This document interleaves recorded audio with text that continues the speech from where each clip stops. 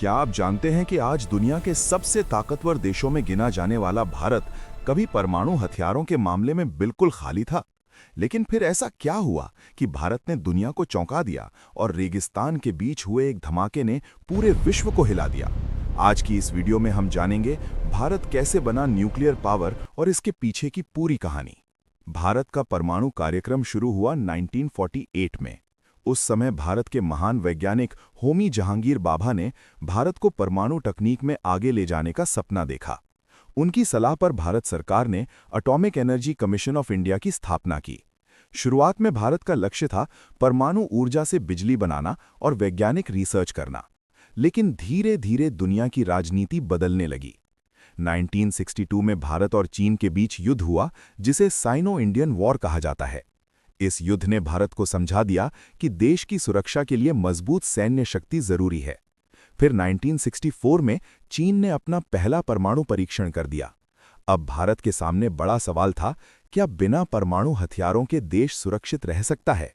यहीं से भारत ने गुप्त रूप से परमाणु हथियारों पर काम शुरू किया।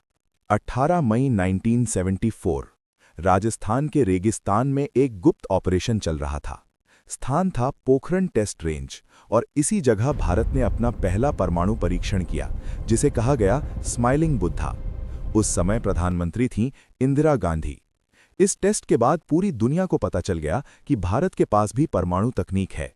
लेकिन भारत अभी पूरी तरह न्यूक्लियर पावर नहीं बना था। फिर आया साल 1998। भारत ने फिर से राजस्थान के पोखरण में एक के बाद एक 5 परमाणु परीक्षण किए।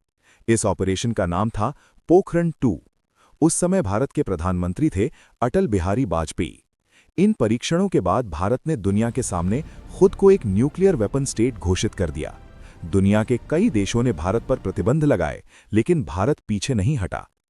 आज भारत के पास परमाणु हथियार, लंबी दूरी की मिसाइलें और परमाणु पनडुब्बियां जैसे शक्तिशाली रक्षा सिस्टम हैं। भारत की पहली परमाणु पनडुब्बी है INS अरिहंत, और आज भारत दुनिया की सबसे मजबूत परमाणु शक्तियों में शामिल है।